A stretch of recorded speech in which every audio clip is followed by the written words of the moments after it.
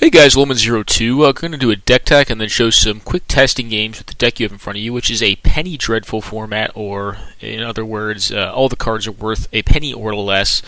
A blue-white splash red approach deck. So the way this deck wins, typically speaking, is through Approach of the Second Sun. However, it can also just burn opponents out. You have cards like Burst Lightning and War Leader's Helix, which, if you do the math for the full value on the Burst Lightnings, equates to something like 24 damage, I want to say, over time. This is a control deck. It's a non-Cloud Post control deck, which I think in some ways offers it up, or not offers it up, but incurs it somewhat of a liability against the Cloud Post decks, because I do think the Cloud Post decks, just due to raw mana advantage, tend to have an advantage against something like blue-white red approach or Jeskai Approach. That said, I do think those variety of decks, the Cloud Post variety of decks, do tend to incur a lot more risk against the aggro decks of the format. So this deck is specifically kind of like, if you were to compare it with a Pauper analogy, I would say blue-black tends to be the deck that beats Delver, but tends to lose to Tron. Tron tends to lose to Delver, but will generally beat most other varieties of control because of the vast mana advantage that it can accrue very rapidly.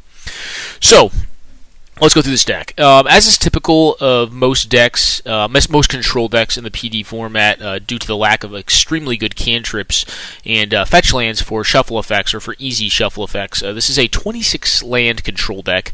As you look at the low end, we have the 4 Burst Lightnings, which are just good versatile removal that can scale up very well over time, especially in a deck that intends on making land drops about every turn that it stays alive.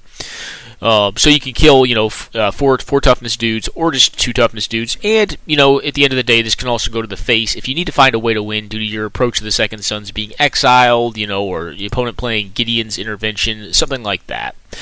As we continue on, you have 3 Temporal Isolations. Temporal Isolations is basically like Gash's form. Basically it just says, hey, this dude, he can't hurt you anymore, and it can't block either because it has Shadow, unless you're playing Shadow Weenie or something like that, which this deck is certainly not. Temporal Isolation, pretty decent card. Let me do this, guys. I'm going to pull up the preview panel real fast. So if you're unfamiliar with Burst Lightning, so I didn't really explain the card. Says do 2 damage to any target, instant speed, and pay 4 in addition to the red is a kicker, and you can do 4 to any target. As you look through the mana base, and before I start jumping into the cards, I'll go through the mana base. I think this is a pretty standard control mana base for PD. Like I said, 26 lands. The one oddity is you'll see Frontier Bivouacs in here. It actually combos out well with the Converge/Domain mechanic. I guess it's not quite Domain because it's not land type. It's mana spent, so Converge is slightly different, but it's essentially Domain. Monastery Mentor, which it makes a lot more sense than Bivouac Frontier, and then we have the Tranquil Coves and the Windscarred Crag, just for some incremental life gain. No Evolving Wilds in this deck. This deck already has a lot of comes into play tapped lands. I don't think you want Evolving Wilds, and we're not utilizing, like Fatal Push. I don't think that's playable in this format, but any formats that utilize the ability Revolt. Which would be more pertinent, to have some variety of Evolving Wilds. Okay, so continuing on, Temporal Isolation, like we were talking about, basically just a Gaseous form / pacification on a creature. Means it pretty much cannot block, cannot prevent damage. This isn't always the best removal because there are certain things that just their abilities alone can kill you. However, I do think it complements. Here's my thing. I'm not sure if it's the right number of Temporal Isolation. I think I may actually like less. Temporal Isolation is exceptionally good against certain things that you don't want to kill. You want to leave on the board, but you don't want attacking you. For instance, like Chandra's Phoenix. The issue is going to become, that over time you're probably going to have to plan her Outburst against a creature deck anyways, or Radiant Flames, which means that over time this kind of has parasitic gains for you. It's generally just going to be a temporary early gain. So I'm not sure if I'm a huge fan of the card. I think I may actually like one Anticipate a little bit better than this, but this deck is intended to interact along a curve, so that it can keep pace with aggressive decks and tend to win that matchup. Going down, you have Anticipate, just a 2 mana, very medium cantrip, which is certainly playable. Is pretty strong in this format, but in general would not see that much play. Dissolve, one of the better counter spells in the format. You also have, I believe, Dissipate, which is also quite strong. But Dissolve, allowing you to scry in a control deck, I think tends to be the go-to over Dissipate, which has some some utility against decks that utilize the graveyard as a resource, but typically speaking, the scry is going to be more relevant because you have a wide range of cards in control decks, and typically speaking, not all of them are going to be good. You're going to have generally some number of dead cards in any given matchup, which you'll get to see when we go to the gameplay. Radiant Flames, a pretty simple card. We kind of talked it before. It's a 3-mana Wrath, 3-mana Pyroclasm. It does X to each creature, where X is equal to the number of colors spent to cast it. It's pretty easy to get the 3 colors on this, so you can generally deal with 3 toughness dudes, which helps complement the Burst Lightning. Typically speaking, I find that I'll tend to save Burst Lightnings, for threats post-Wrath. Same thing with Temporal Isolation. Because there are 6 Wraths in this deck, for lack of better terms, because I guess Radiant Flame is not technically a Wrath, but because there are 6, I tend to find these cards are better just to mop up afterwards and bide time so I can get into Approach. Up next, you have Fact or Fiction. So I think you have a couple different tribes, if you will, of decks. You have the post decks, which may or may not be Fact or Fiction decks. You have the Fact or Fiction decks, which is what you're looking at right now, just a Fact or Fiction control deck. And then you have the more aggressive decks. And you can have everything in between, like the combination decks, the mid-range decks. But I do tend to think the raw mana advantage of post is a defining attribute of the format, and the raw card advantage of Fact or Fiction tends to be a defining attribute of the format.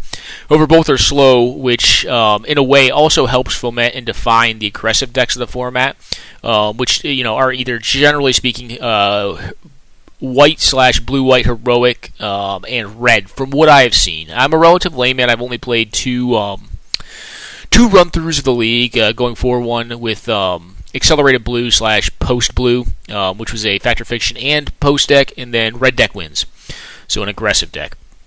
Up next, you have War Leader's Helix. This is just a great card. It can either go to face, or it can blow up a creature. Typically speaking, again, you're going to want to save it until post Planner Outburst or Radiant Flames. But when it comes to racing, this card tends to be great. So this is kind of like the bigger, probably worse, quote-unquote, version of Lightning Helix, which is modern playable. The difference between 3 and 4 is quite huge when you start talking about damage.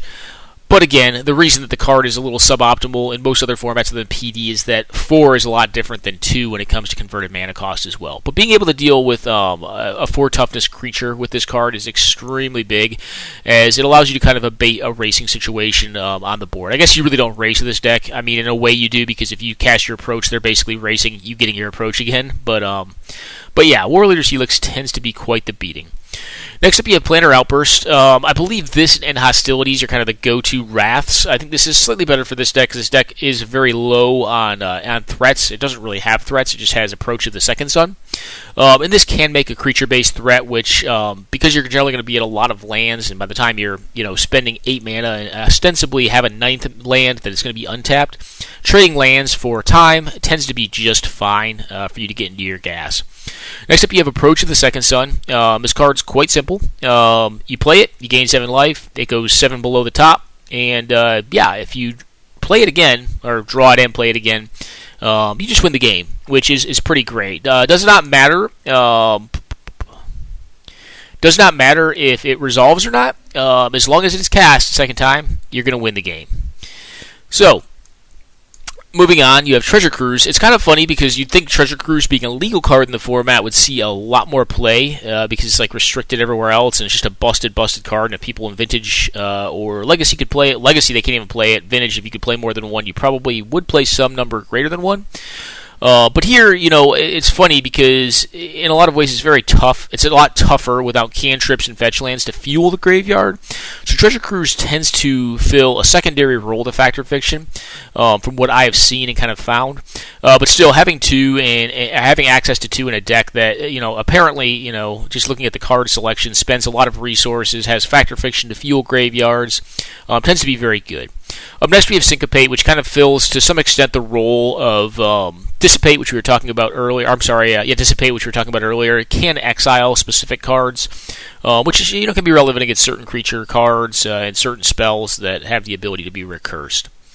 Going into sideboard, We have 2 Invoke the Divines. There are a lot of powerful and kind of dangerous artifacts and enchantments that are utilized as win conditions in this format, because typically speaking, they are pretty good win conditions because they're harder to interact with. So I think having access to 2 of these tends to be very strong and allows you to kind of eliminate things that are problematic. Like, for instance, you'll see that we get hit with an Aga Mishra, and because of the deck's ability to gain life, we're able to outrace it in an unboarded game. But I bring these in because I do think they're very good against like that style of card, which can generally stifle your mana development at the cost of life.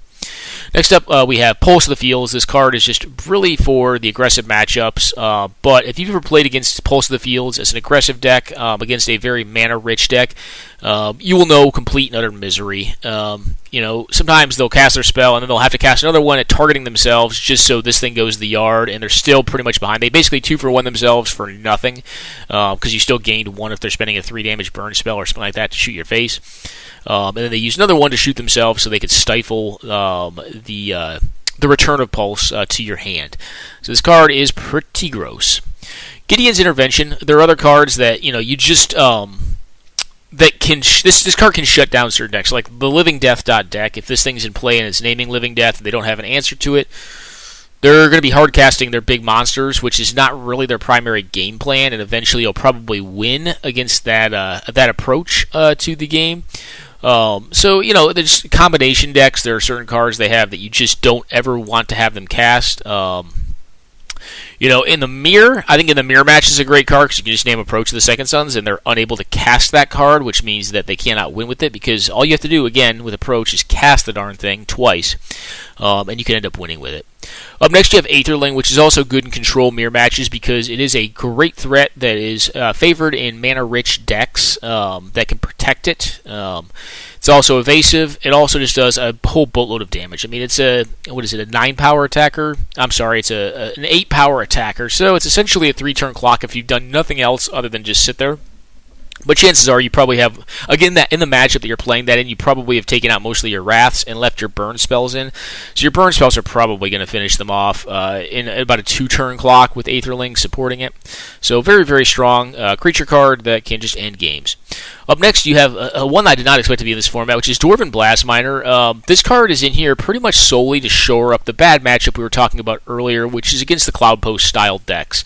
Being able to eliminate Post with a Dwarven Miner will tend to very much so shorten the game for them because their deck is built around having vast mana advantage. Typically speaking, if you resolve one of these guys and get 1 to 2 of their posts, the game will typically end, or at least it will make it significantly more difficult for them to come back.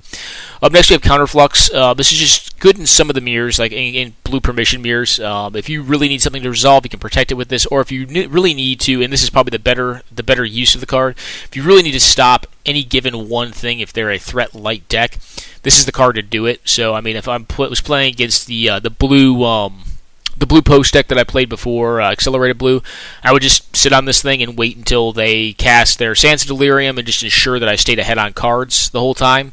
And if I stayed ahead on cards, I'll eventually win that matchup because they'll mill out.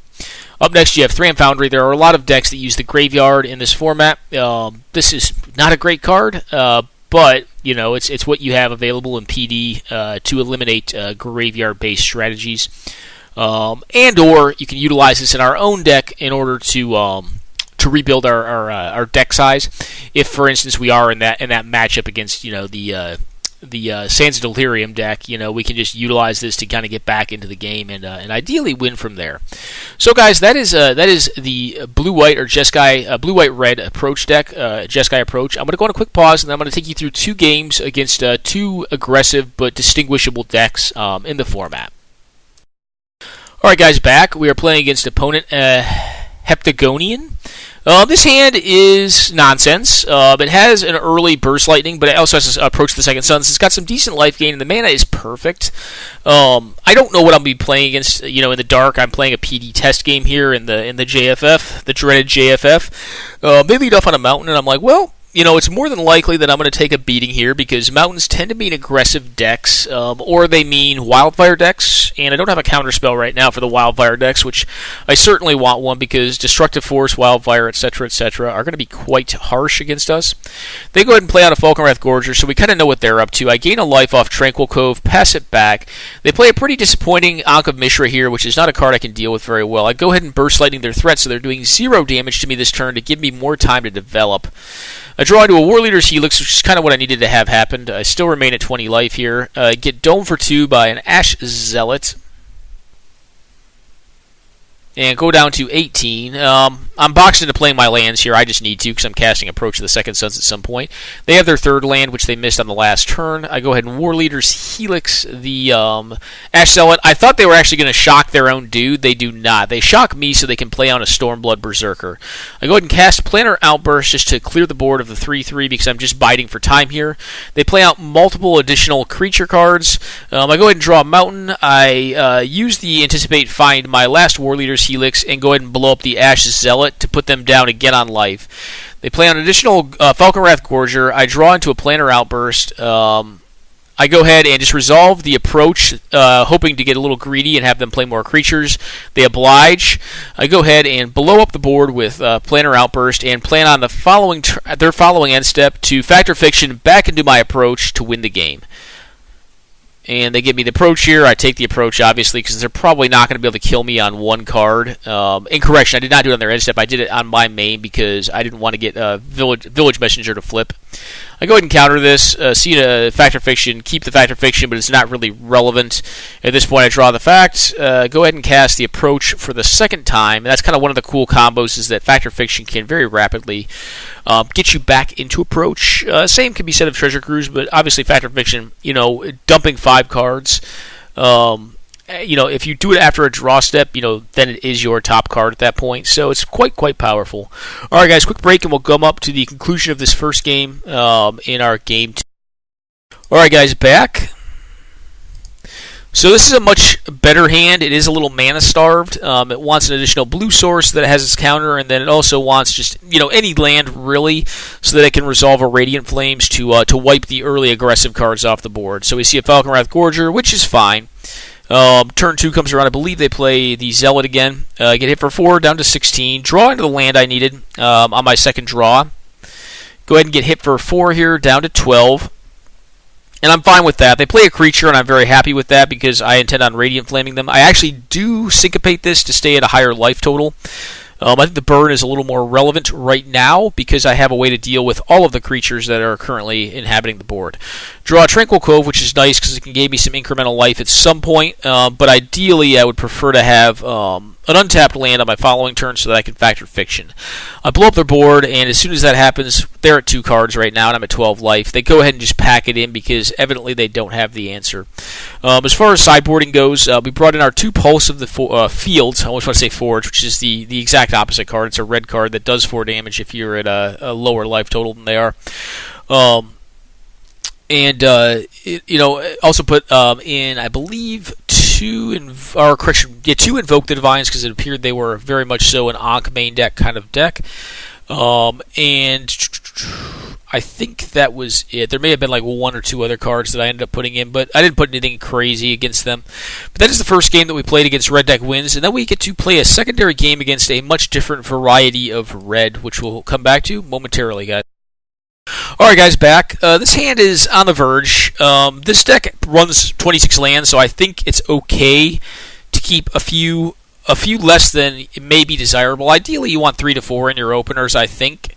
But the deck is a comeback from behind style deck, so as long as what your opponent's doing is not like a horrifically broken combo that wins very fast and you need permission for, I think it tends to be okay. A lot of the decks tend to be more attritional. As you can see, we do kind of hit our lands in stride as needed. Go ahead and Factor Fiction here. I plan on keeping the pile with the most lands in it. There's only 1 land in my top 5, which means I'm very happy that I did this. I'm going to discard here, but it's not per se a problem because I run Treasure Cruise in my deck, and I have a lot of cards that don't appear like they're going to be useful against this opponent. My opponent's on Mountains, and they have not played anything, so in my head I'm thinking, alright, they're probably on a Wildfire deck, but I haven't seen any posts either, or artifacts played. So they start burning me, so maybe they're just a pure burn deck, and they have some way of accruing card advantage. I'm actually at a little bit of a loss. I am newer to the format. Like I said, I've only played 2 leagues, and well, I guess I played a Gathering tournament back in Season 1, but not recently. I think it was like the sixth PD tournament in Gathering I played. They go ahead and Searing Spear me here. I'm fine taking the damage because at this point, like, it's not really going to end the game, and I have Approach, so as long as I'm drawing and hitting lands, I should be A-okay. My Planner Outbursts are looking embarrassing, as are my Temporal Isolations, but I think I tend to be okay with that. They go ahead and just shoot a bunch of Arc Trails at me, damaging themselves as well because there's no further targets. So I think we're pretty close to right. I think they are just a burn-heavy version of Red Deck Wins that uses Ramanap Ruins and Sunscorched Deserts to kind of finish what they start. I go ahead and gain 7 here and put the Approach back in my deck, leaving up Burst Lightning. They go ahead and play on a Bottled Cloister, which is an interesting card. I feel like oftentimes it's a pretty all-in card. If I have Invoke main, which I do not right now, that I can probably win very easily because I'm going to, just basically 3 or 4 for 1 them. They go ahead and cast a Burst Lightning here. I do go ahead and dissolve it because I want to get further in my deck. I reluctantly put the land on the bottom that gains me a life because I just want to be 1 card closer to my Approach, which is, I believe, at this point, 4 down. Drawn to Syncopate, which is just a fine card. It's going to allow me to counter likely their next play. They play on Pyromancer Swath, which basically says whenever you cast an instant sorcery, it does 2 additional damage to whatever it's targeting. Go ahead and Syncopate this for 1 more than they are able to pay, and if their last 3 cards can kill me from 14, then I'll accept that. But as soon as I Syncopate this, they just go ahead and pack it in, and we go into Game 2. Alright guys, quick pause, and we'll be right back for the next game. Alright guys, back. Very acceptable hand here. We're not sure if they brought in creatures. I did leave some number of Temporal Isolation in because I just didn't have enough to remove. I took the Temporal Isolations out, left in, I believe, 1 Planner Outburst and 1 Radiant Flames. I'm glad I did leave in the burn removal, because they play a Scab Clan Berserker here, which is quite the beating. Go ahead and play on an island and say go. At this point I have 2 by Dissolve available to me and or Anticipate. They go ahead and cast a Swath. I really don't want Swath to happen. It's just a recurring source of advantage. It basically, if you get it down and you cast 2 instants that do damage, Pyromancer Swath equates to 2 shocks, which, 2 shocks is not a huge game against control, but I also just need to stay alive here. They put Approach in its own pile. I have 3 Approach in the deck. I'm happier just taking the land because currently I am out. I will have to discard this way, but again, it's not really a huge deal because I have Planner Outburst, which is kind of worthless, and Temporal Isolation, which is kind of worthless, and it'll also fuel my Treasure Cruise. The end step burn they're casting, I'm fine with. I just take the damage there. I go ahead and Factor Fiction here. They put, I believe, Anticipate. Okay, they put all the Monastery Mentors on their, or Monasteries. Mystic Monasteries on their own.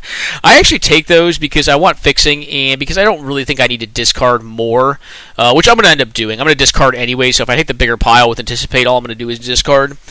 And right now, I don't per se need to have my win con available. I don't have the mana to even cast, or I just acquired the ability to cast it. So, Anticipate, well, a strong card. I think I'm going to be fine without taking that to dig because of Treasure Cruise. At least that's the hope that I have. So I have double Dissolve up and available at this point. I go ahead and cast a Pulse of the Forge on their end step, going back up to 15 life, which has to be an oh crap moment for my opponent.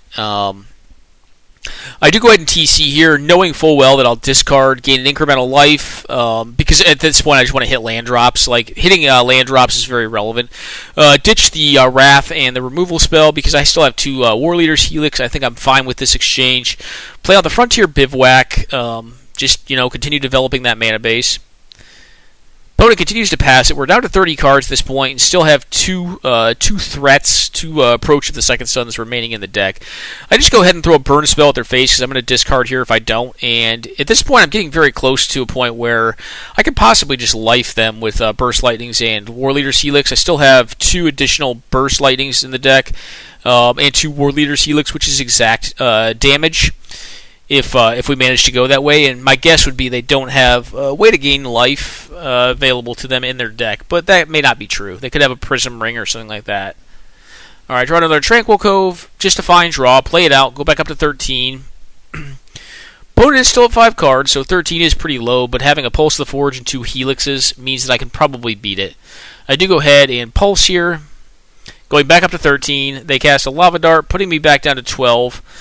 The one issue that I run into if I start trying to utilize Burst Lightnings and War Leaders Helixes to win the game is that eventually I'm not going to be able to recurse the Pulse of the Fields because they can keep the life totals so close and because they only need so much damage to actually win. So I'd say the returns are a lot more marginal on Pulse the closer your opponent gets to being dead. They do cast a Flames of the Blood Hand, which is an interesting sideboard card, and one that I played in my version of Red Deck Wins, but I wasn't that ecstatic about casting it most of the time. I think I had access to 2 of them, one main deck and one sideboard. But I wasn't that impressed by the card. It's just very expensive for the effect, and it can't target creatures. And, in this case, I just counter it because I actually do kind of want to just gain the random life off of doing it, as well as put them very, very close to dead. They're going to go down to 8 this turn. I'm going to go back up to 15 after countering the Flames of the Blood Hand, and then I have access to 2 pulses, 2 different counters, and an additional War Leader's Helix, plus Invoke the Divine for a Cloister if they opt to play that.